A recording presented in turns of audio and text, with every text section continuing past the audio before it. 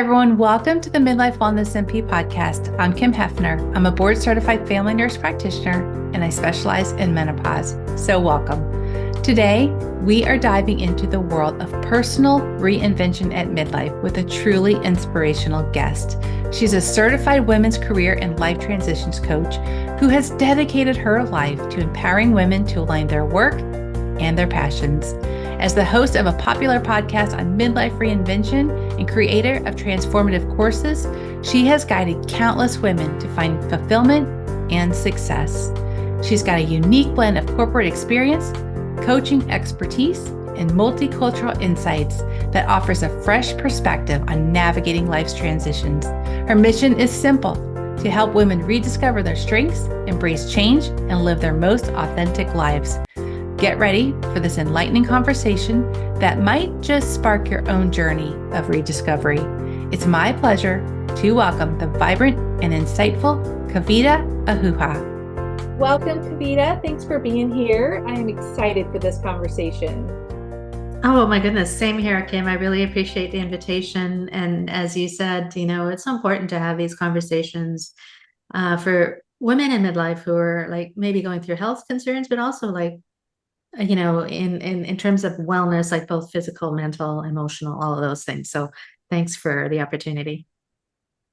Yeah, I know it's like hormones play a strong role during this time, but there's so much more going on, that psychosocial impact of menopause, midlife, that whole time. So I'm really excited with some of the concepts we're going to cover today. Ageism, societal biases, things that you kind of said in a few minutes ago, like how we internalize these biases. So super excited to cover some of these topics for women. And the very first one I've heard of before, I believe it might be from Japan, the blue zones maybe, but yes. the term Ikigai. What is that? And why is it so important for us as women to discover ours, especially in midlife? Yes. Yeah, that's a great question. And I came across this concept, Kim, of Ikigai pretty early on. And it really, really clicked with me. It made so much sense because so much sense that I actually am including it in my coaching program. It's kind of a must do for women who are kind of at this transition phase and trying to figure out what's next. So in short, Ikigai is a Japanese term which means your reason for being.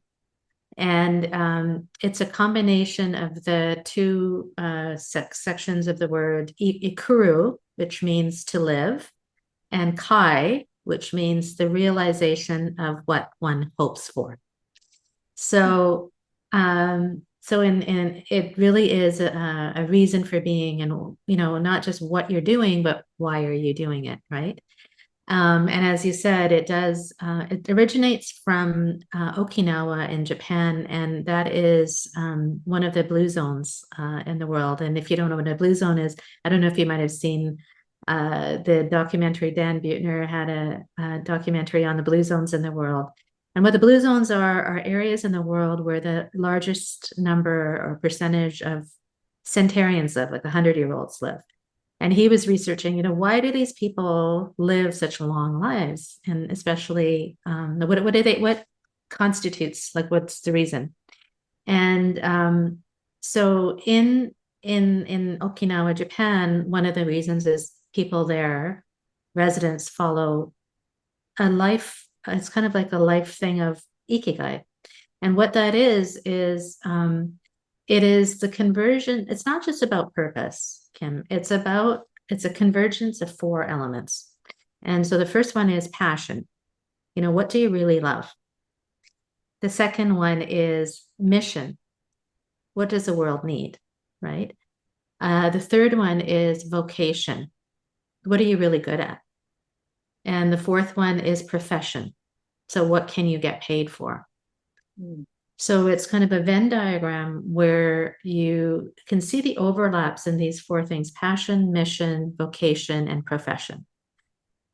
So if you uncover the overlaps in there and you go in the sweet spot and you say, okay, if I'm following my passions, if I'm uncovering my strengths. If I'm doing something that the world needs and I can actually even get paid for it, or if that's something that can be my living, then I'm really following my reason for being, right?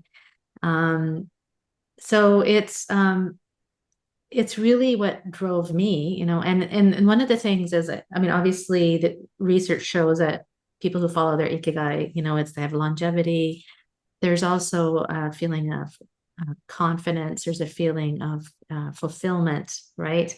There's improved resiliency, self-esteem, and all of these things. Research has proven that. So I think it's really important as women, especially at this stage of life, not only to figure out, okay, what's my purpose? Yes, but what is it specifically unique about me that makes me me? And why am I doing what I'm doing? So I don't know if that answered your question, Oh but yeah, I love that. I love the concepts and the whole thing. I think sometimes it's kind of just that though, it's like, oh, you know, all of these things I should be doing or whatever, or trying to figure out, but it can be kind of, that part can even get stressful. Like, I don't know what I like anymore. I don't know what I want. And how do I leave my job to actually go do what I love? So I mhm. know you yourself have walked through that process. What did it look like for you? How did you actually go from maybe a career you weren't so fulfilled in to truly finding your calling? Like, what was that process like? And could you share a little bit about your own journey? Yes. Yeah, I actually wish I had a guide back then to like walk me through it, because yeah, it can be very it's overwhelming. It can be overwhelming, so I'll tell you a little bit about my background. So I previously I was in the pharmaceutical industry for 25 years. And I was very successful. I was in sales and marketing, very successful, getting accolades, awards, and everything, and it was really good when it was really good. And then at around midlife, around the time I turned 50, I just started getting a nagging feeling inside. And that feeling was like it wasn't quite right. Everything seemed perfect from the outside, but from the inside, there was something in there. And that I would like to tell your listeners, if there's that feeling inside, please listen to it, because it's telling you something. So I decided to heed that voice, and my career was great at the time, but I didn't know it then, but now I know that I wasn't fulfilling my ikigai, or my reason for being, and so the process I followed and that I take my clients through is, firstly, you have to really, it's about rediscovering who you are, right? And that's in a kind of a step-by-step process. First, it's discovering your strengths, like what are you really good at? What comes to you naturally, right? And often we don't take, especially as women, we don't acknowledge the great things that we've done. Like, we just kind of say, oh, whatever. But we don't take the time to acknowledge how great we are, how unique we are, and the skills that we have, right? So I discovered then that, I was really good at interviewing people. I didn't know that. I was really good at writing. I hadn't explored that. Those are the things that now, if I look back, I would never have imagined, for example, that I'm doing what I'm doing now back then, right? It's about pushing yourself also. The second thing is re-looking at your passions. Like, what are you really passionate? Like, think back about what you were doing when you were a child. What were you doing when time just passed by, right? And for me, it was writing, it was exploring, it was really like talking to people and interviewing them. I was used to have a microphone around with a fake microphone, interviewing people like I was, a reporter. So, the more and more you dig, so that's kind of what I did. And then it's about your values too. Like, as we go change in our different stages of life, our values change. Like, maybe when we're younger, our value, we're looking after our children, or you're looking to climb up the career ladder. Whereas in midlife, maybe it's more about, okay, how can I contribute more to society, or things like that. And that's also me. I realized then that I wanted to motivate and help others more than what I was doing. So all those three things culminated in me realizing that while some of my parts of my Ikigai were being used, like my skills were being used, I wasn't fully exploring my own capabilities. And so in order to do that, you have to push yourself out of your comfort zone. And I did that. So I left my long-term career, and I realized that I'm not the only woman who is going through this transition. And how can I help? How can I help these women like really find their, true reason for being? So that's kind of how it led. My own process of rediscovery led me to realize that that's what I wanted to do for other women. That's so cool. What do you find when you work with women? What are their blocks? What holds them back? What do you see most frequently as holding women back or stuck, not doing what they love, or just stuck in a career or a life where they're unhappy? Huge topic. Yeah. So at midlife, and actually at any stage in life, we have these blocks, right? And they're a lot of they're called inner blocks. And what these inner blocks are, that's just what they are. Is this often they're in our heads, and they can be like, there's really 4 categories. One is the inner critic we have, or the gremlins that we have. And those are things that, they tell us that, you're not good enough in one way or the other, right? And, if usually what happens is maybe we are stuck in a career for a long time, right? And we're not stuck, or we've been in a career for a long time, and we think that we can't do anything else because we're just used to it, right? And so that inner critic may say to us, well, I'm not qualified to do anything else, right? Or we're not, not confident enough. So this inner critic voice is very common. I'm sure you see that a lot in the people that you, deal with as well. So it's about that lack of confidence. It's about the blocks of the inner critic. Then there's the limiting beliefs we have that are kind of societal, like, that people that have come to us from society, from our own upbringing, like, women can't be president, or all these things that society places on us that we come to internalize, right? So those are some of the main things, but really the main thing that people and the women come to me for is they're feeling like, I don't think I can do anything else. I think I need to get more qualified. I'm not sure what I want to do. I think that, what about judgment? What are other people are going to say if I do this? So there's a lot of these blocks that unfortunately are in our heads. And there's a lot of different ways and methods to release those. And the first really main thing is to recognize when they appear, And oftentimes when we have these blocks, they come because they're there. Like the inner critic, for example, is there to protect us, to keep us safe. Yeah. It wants to keep us in our zone, that we don't have to venture out of that zone. And when we do venture out, it's like, oh no, be careful, be careful. Whereas at this stage, what I say is, it's not something that if you really push yourself outside of that comfort zone, you will grow so much. Like I said before, I never imagined 6 years ago what I'd be doing now, having a podcast, coaching people, all these things, I never would have imagined. And that's because I chose not to listen to that inner voice or inner critic. So, and sorry, I went on and on there. I was like, no, I love it. We are so good as women about putting ourselves last and not prioritizing ourselves. And I think sometimes we get to midlife and it's the first time where we kind of wake up to the fact that, wow, maybe I can do something different, And I think that kind of starts to tie into what I wanted to talk to you about: societal bias and ageism, and that we deal with as women. So not only do we have this internal bias you were just mentioning, but also the societal and the ageism that I think affects women probably more than it does men. And I think that can really be a barrier as well. I hear a lot from women, and I see a lot in the comments. Women say, I don't know, I just feel invisible at this stage of my life. I don't feel like people are listening to me. I don't feel like I matter as much. Do you Mm-hmm. experience that with your clients? And how can women overcome these societal biases and this ageism that we're often faced with? And how can we break free of that and just accept ourselves, be confident in who we are, and have our own unique journey as we age? Mm-hmm.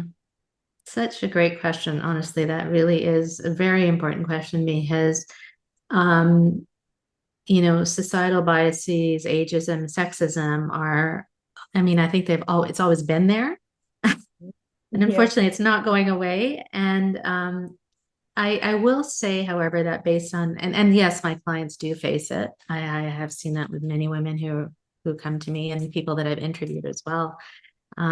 I will say that, and I'm not sure if you've noticed this, but there seems to be generally more awareness out there in society that of women and older women and they are, the they can contribute, and the more that awareness is there in society and in general and in organizations, the better it will be. I'm not saying it's great now, but at least the awareness is there.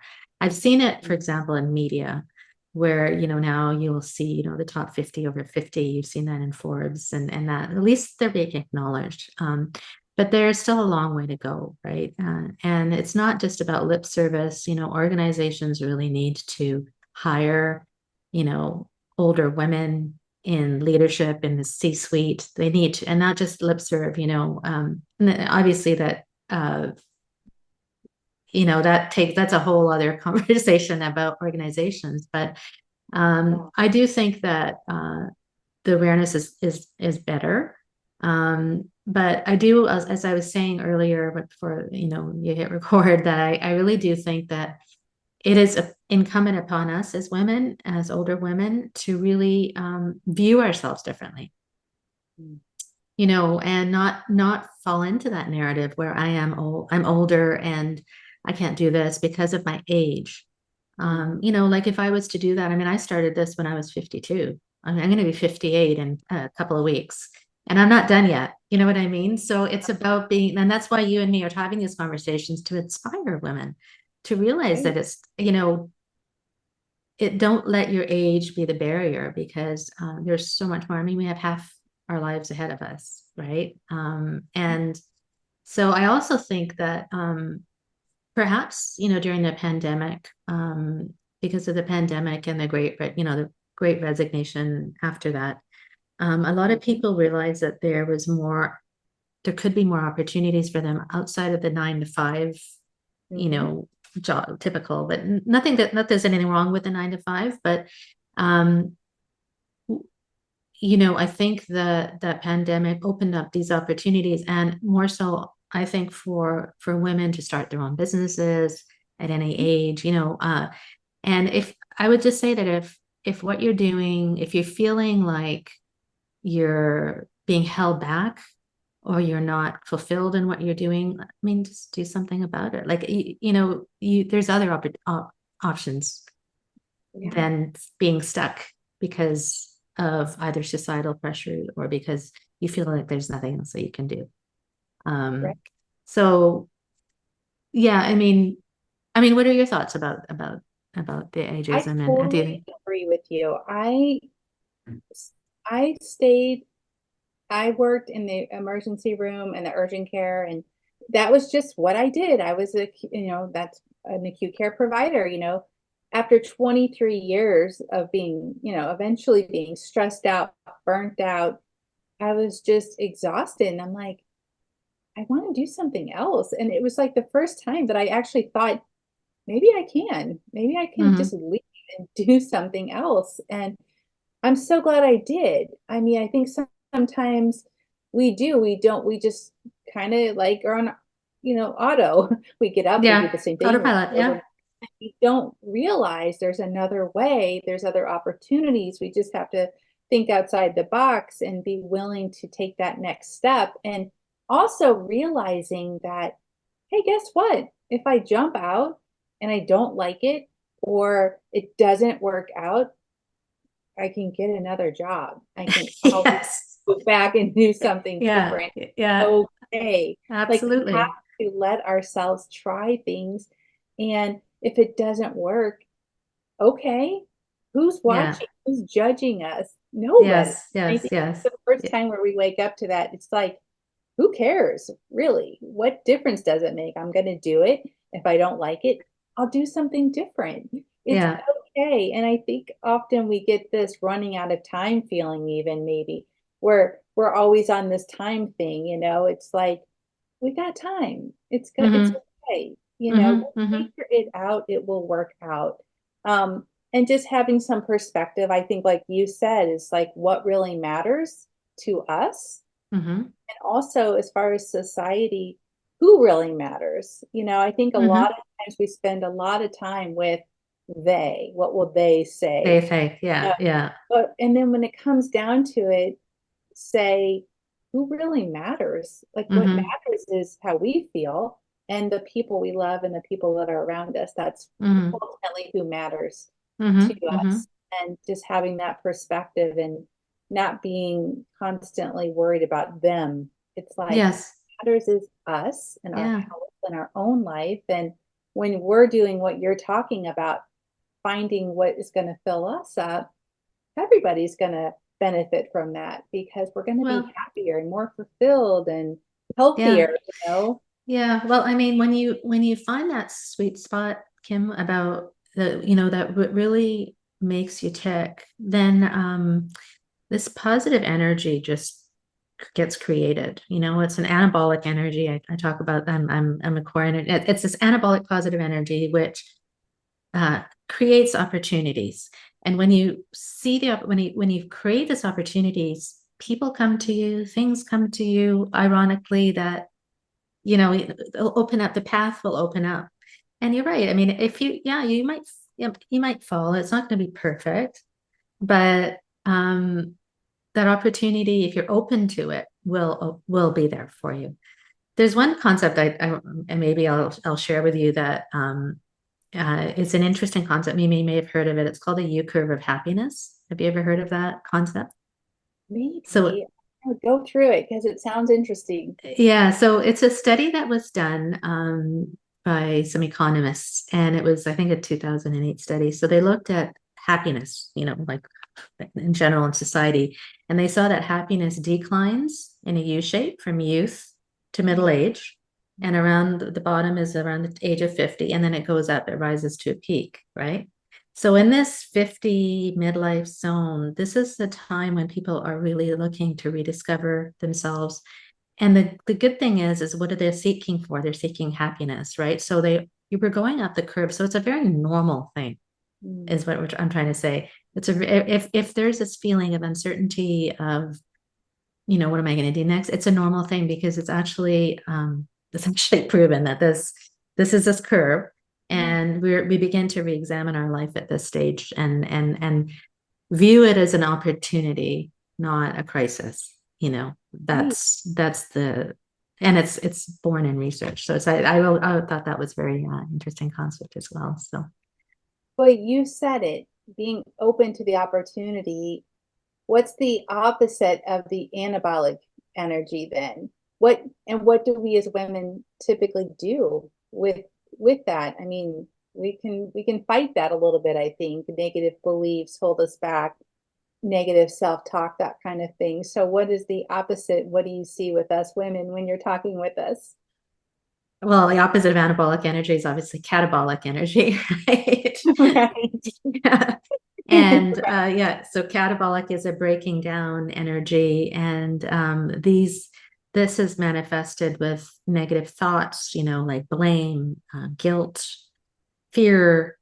These are all catabolic emotions. And then when we're in that catabolic state, it's very, very difficult to see the opportunities, to be open-minded, to see the future, right?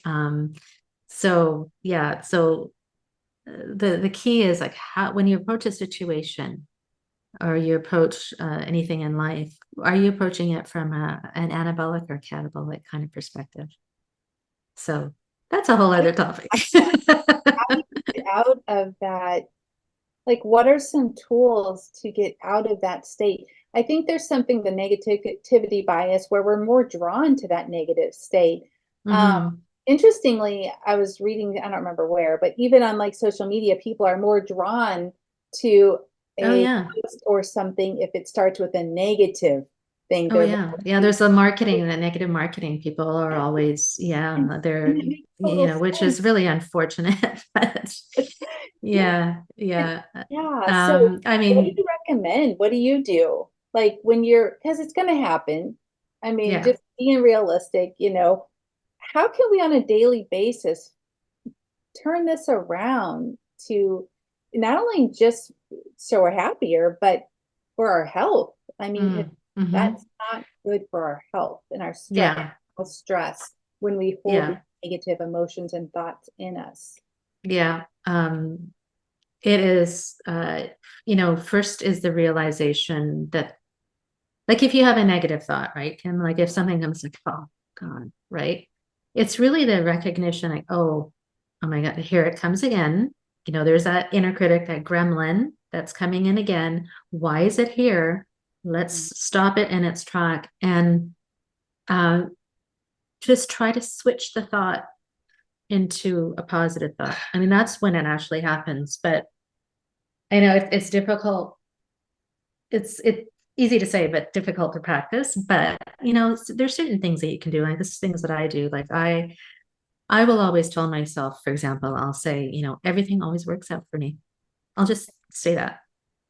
Everything always works out to me. And that just brings a lot of anabolic energy into my psyche. You know what I mean? And when you think that, it's just, I know it sounds a bit corny maybe, but it's like positive thinking, positive affirmations. And obviously the things that, we've all heard of is like, the self-care that you should do, you know, develop the routine in the morning, if you, whatever, it doesn't mean you have to meditate and like, however you meditate, whether it's taking a walk, whether it's, exercising, whether it's actually doing a meditation or journaling or writing or being with nature, whatever it is that will, calm you down and have a routine, and, those are some of the things, and it really is individualized, but as a healthcare provider, I'm sure you share that with a lot of your patients. But it's about building that routine and taking time for yourself, because as women especially, and this is why I've turned my coaching program is called It's My Time Now. Love We that. give, right? We've been used to giving, and there's nothing wrong with that. That's our nature. But we've given to our time to our children, our spouses, our employers, our parents, and I just think now is a time. It's a time to take time for ourselves to really give time for self-care, to discover who we are, what we really want. And so all those things, it's about really it's not being selfish either, you know, No, it's it's not. to, I love what you say. It's if not now, when. I love that because it's so true when you think about it. What are we waiting for? Right. Mhm. Yeah. Let's start now. And I love what you just said, that positive affirmation. And I kind of love that one too. And I also love just trusting the process of life. Like things are working out like they're supposed to. It's okay. And I also, what do you feel about mirror affirmations? I know Louise Hayes, I used to love her. I read a lot of her stuff. She's was big on mirror affirmations. Do you A like? mirror affirmation. Yes. Uh, I truthfully haven't practiced that, but I can see how that would be very beneficial. Yeah. I think it's just when women have a hard time seeing themselves positively or loving themselves for who they are, she would always say, look in the mirror every day and say, I love you. I love you. Hmm. I love, if there's something particular, women as we age, we can be critical of our wrinkles or our gray Yes. hair and it's just really accepting yourself and saying, I love you just the way you are. I love you Yeah. at every age. Every age is perfect. It's meant to be. I love that kind of stuff. So, Well, um, if we talked to others the way we talk to ourselves, sometimes the negative things we say to ourselves, if we talk to others that way, that wouldn't be very good, right? I mean, we say really awful things like I'm so ugly, I'm not good enough, I'm not pretty enough, I'm so fat, I'm all these things, right? And I think it's about self-confidence as well. And then the things that we think about ourselves, the things we say, the words we use, and the things that we often don't even do. Like we'll, for example, in a careers, like we may, as women, we don't apply for jobs unless we're 100% qualified for them, versus men. Maybe, they're 70% qualified for the same job, and they're like, oh, yeah, I'll go for it. Right. Right. Right. Yeah. Also, when we're so negative and hard on ourselves and we're putting ourselves down and we're self-critical, I think about what we're attracting into our life and how people treat us because of how we treat ourselves. So I think learning to be more appreciative of ourselves and more love for ourselves, we will not allow others to treat us that way anymore. We will start seeing ourselves differently, and we won't, maybe in the past we've let people treat us poorly or we just tolerated it. I think especially in midlife, we're more likely to say, well, the research kind of supports what I'm going to say. It's, there was a survey by the AARP, about midlife divorces, Yeah. and said between the ages of 40 and 60, there was a high percentage of divorce rates, but also 60% of those were initiated by women. Mm-hmm. So I find it interesting that it's kind of parallel that midlife menopausal age where women are sort of coming into their own and becoming less tolerant, maybe of being treated a certain way or Mm-hmm. whatever. I don't know if you see that in your practice personally, but how do you feel women with these midlife divorces? How can, it's a very stressful time emotionally, physically, financially, you know, Mm-hmm. what are some practical steps do you think or that you can help women with that may be experiencing these midlife divorces? How can they start over, get back on their feet, maybe enjoy the rest of their life? Mm-hmm. Great question. And I think it all ties back to, why are these divorce rates so high at this age, right? 40 to 60. And again, it's going back to that kind of U curve of happiness where women are really reevaluating and re-examining their life and saying, am I satisfied with what's going on, right? And um, the transition phase. So this is what happens during transitions. Is it's a period of really re-examining um, our beliefs and like you said, our how we've been treated, our values, the same as our partners. So that leads to divorce. And it is really difficult. I'm not a divorce expert or anything, but what I would say is like, if you are going through something as traumatic as a divorce, again, it's about um, gaining the confidence in yourself, right? And to really realize that this isn't, is possibly an end of a chapter, but there's a whole new chapter ahead for you, right? And if you look at it as an opportunity, I know at the time it's difficult because you're dealing with, as you said, like health, financial, all these things, and maybe kids in the picture as well. So I would say practically seek guidance from others, whether it's, if you need therapists or even a coach to help you through this period, or even if you have kids, you get practical guidance from people. And it's an opportunity also, like if you're, for example, now you're like financially, needing more money, learn new skills, maybe while you're working, you can do things on the side. If there's something that you've always wanted to do, explore that. Mm. Can be about also putting yourself out there and networking, meeting new people, maybe bringing that spark in your life, that anabolic energy by pursuing passions that like your writing. Maybe you still love writing or art or traveling. All these things will bring kind of hope and energy into your life that maybe you've put a pause on before. So again, it's about also digging deep and doing this. What I said before is like figuring out who you are, what you want, and how to get there, right? And it's about opening yourself up to the possibilities ahead for you. First, there's also, I mean, there's a grieving process that you go through, right? So that is required. Like I would say, you seek help with that. You know, Right. there is a grieving process, but Sure. after that, it's all about your perspective and how you look at it. And if you can see yourself in your future ahead with all the and by learning new skills, for example, and all these other things that I mentioned, then I think it's an opportunity. Mm-hmm. I think so Does too. that, I mean, what are Yeah, your thoughts on that? Yeah. perspective is huge. It's, Yeah. but what you also just said, like, it's okay to feel the things you're feeling. It's okay. Yeah. You're It's gonna okay. feel those things. It's okay. Hmm.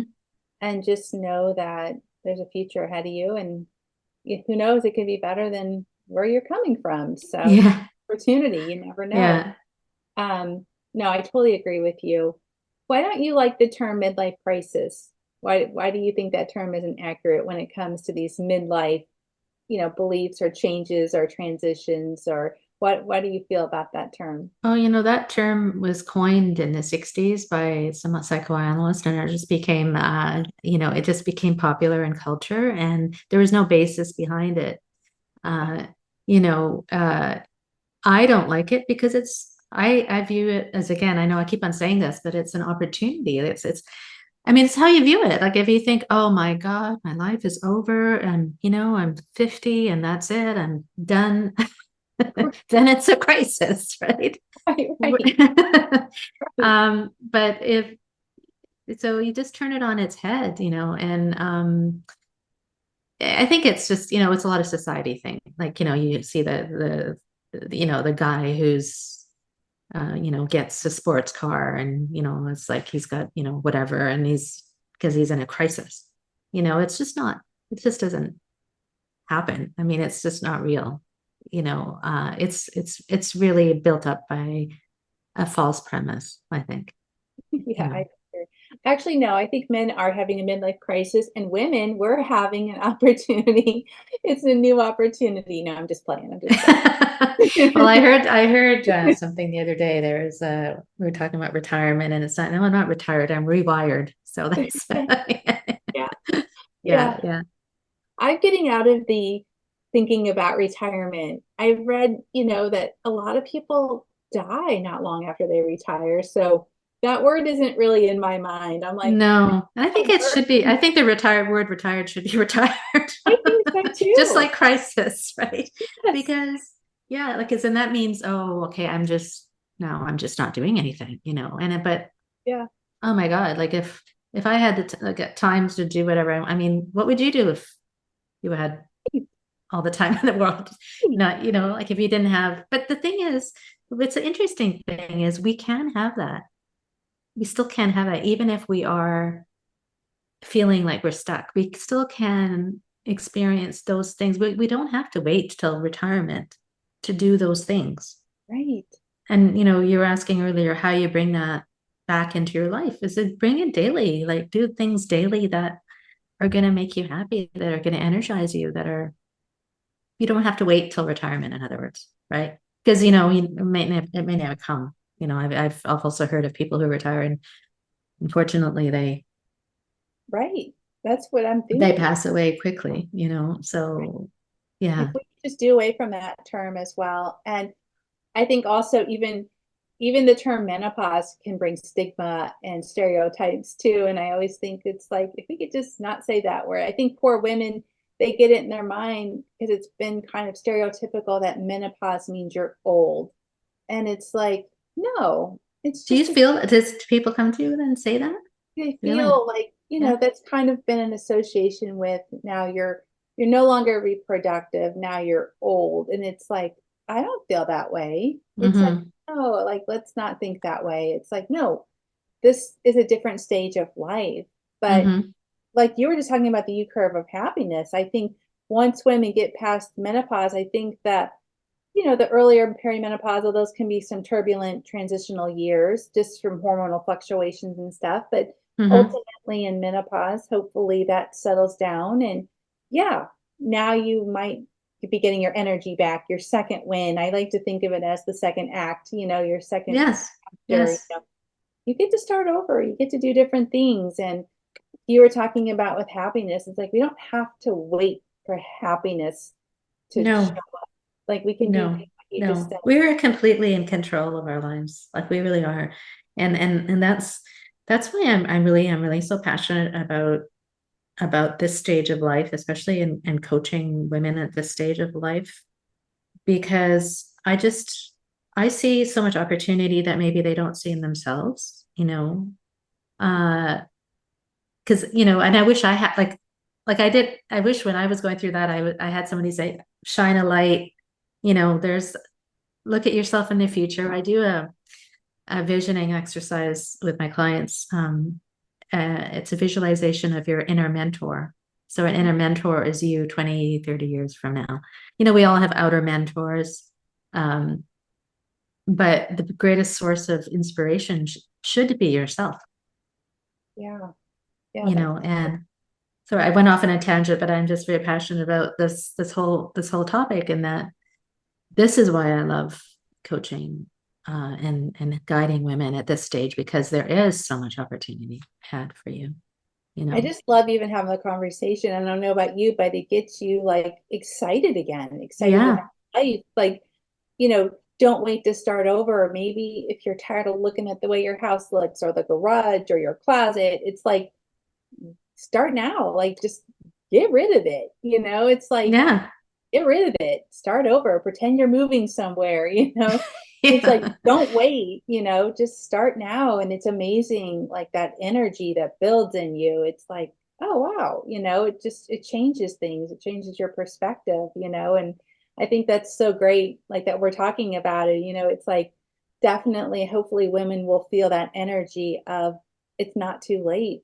I can do this at any time. Yeah. And you were talking earlier about that energy. And I think when we create that positive energy in our lives through, the things that we talked about, I don't know if you believe in the law of attraction, but the people who are attracted to that energy will come into your life, and things will come into your life.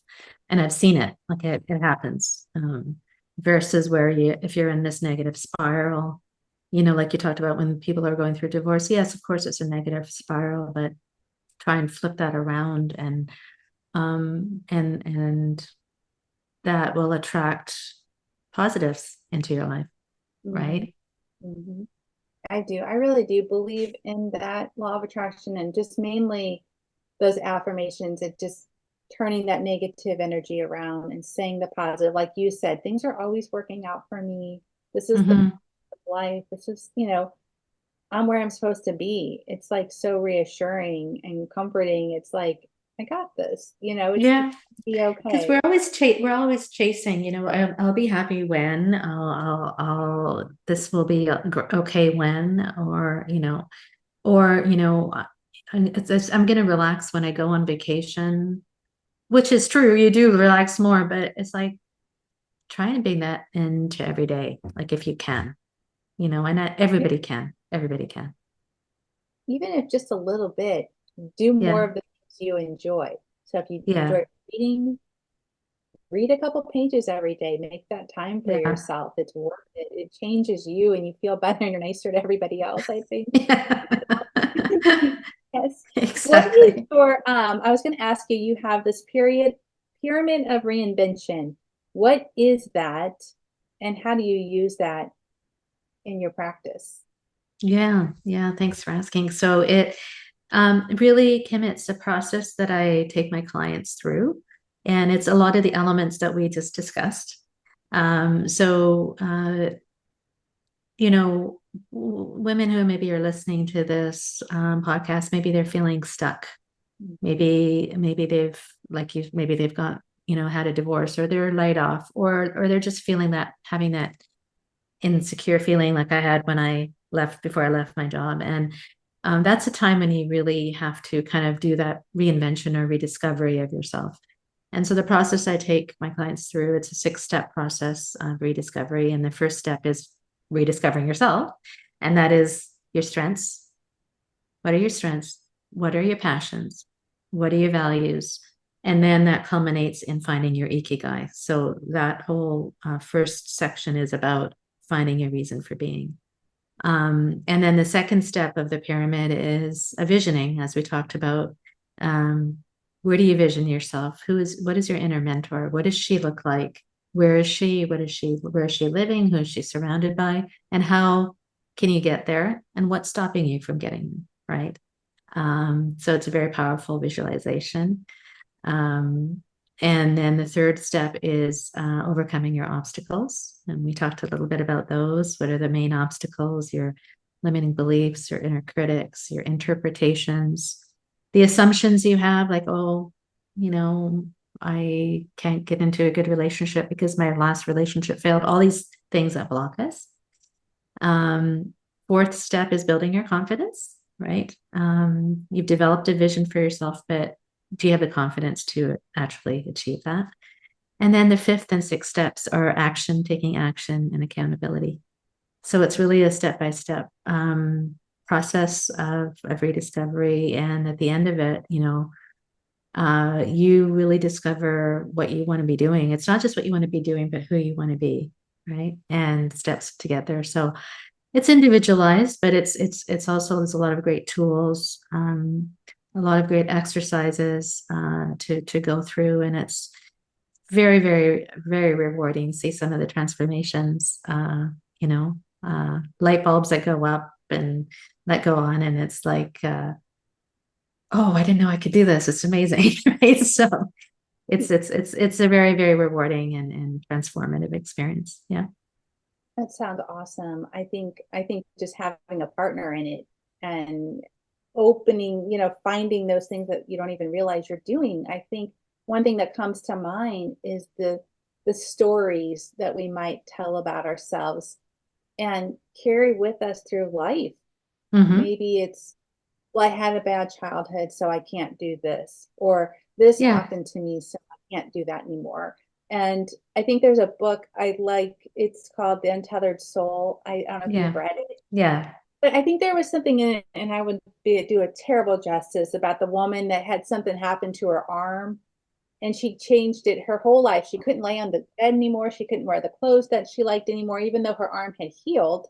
She would no longer wear the stuff, so it wouldn't affect her arm. But it was fine. But it was because it happened in the past, and it kept limiting her and everything that she could do. And I thought, that is so true, how we just keep telling ourselves that same story. And it really, I mean, like I had a client who came to me, her business failed, failed financially, but it was still and she was so tied to that identity of her business that she said, Vita, like I don't think I can't start another business because this one failed. Look, I'm like, the business is not your identity. The work is to find out who you really are, right? And if that means starting another business, great, but don't assume that what happened in the past is going to happen again, because you're a different person now, right?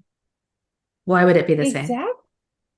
Yeah. Exactly. And like with relationships or love, it's like, okay, I've had a terrible relationship. I'm just not good at love. That's not true. Yes. Oh, that's a big one. That I'm not lovable. I'm not lovable because, my last relationship failed. So yeah. Yeah. It's just the stories. I think it even holds back with women who want to lose weight, or, I'm just fat, or I'm just this, or this is just the way I am. It's like, no, not really. No. You can change that. Not really at all. No, yeah. So it's, you have the power really if you really want to, but there has to be that motivation. That's a key. There has to be the motivation that you can make it, you can change if you want to. Things don't have to remain the same, Right. Yeah. Right. Yeah. At any time. Like, why Anytime. can't you start today? Like, why just start, change it? If you don't like something, change it. Jim Rohn used to always say, if you don't like it, change it. If you're stuck somewhere, like, why are you putting yourself, I honestly, before I left, my work corporate, job, I would wake up on Monday mornings and I would kind of like hit the snooze button 5 times because I'm like, oh. And we just don't want that. You don't want to hit the snooze button on life. Like you want to be able to, it sounds dumb, but like jump out of bed. Like you want to be looking at your day and going, oh, I'm looking forward to this. You want to have that energy to be doing what you love, right?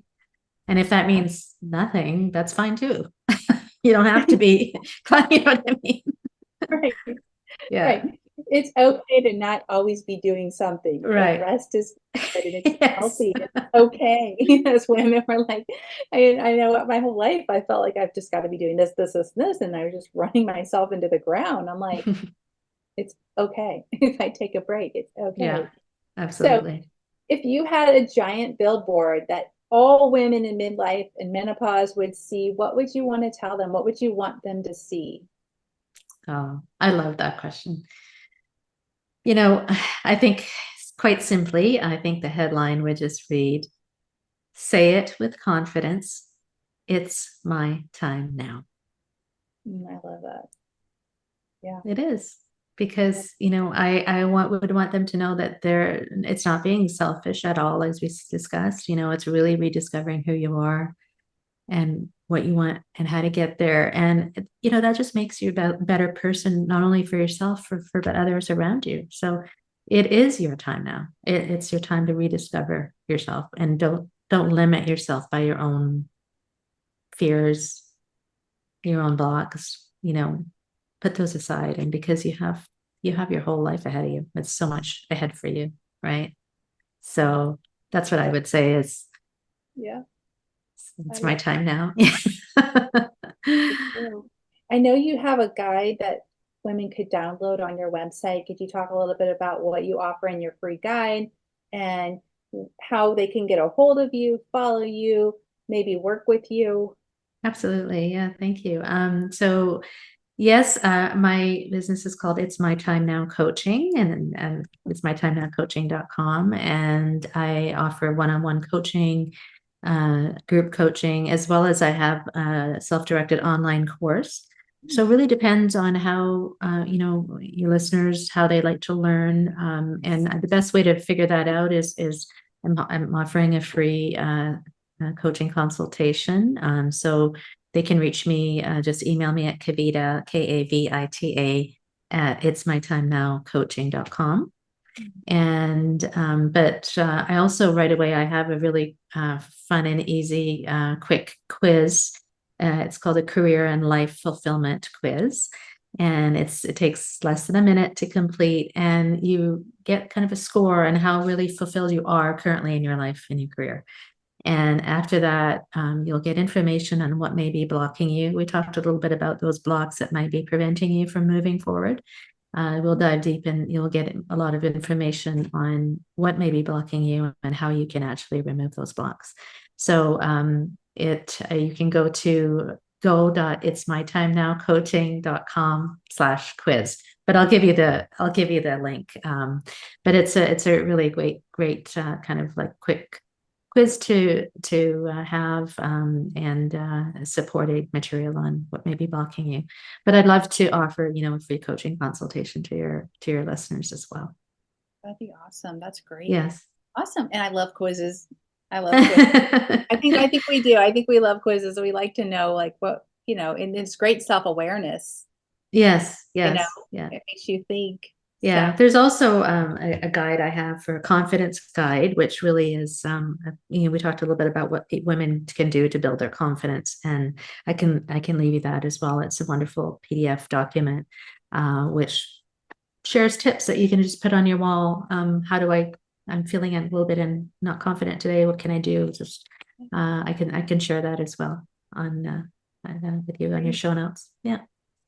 Thank you so much for your time. I really loved our conversation. I just hope it adds value to women during these years and gives them hope that there's a future and there's a lot of opportunity out there. We just have to look for it.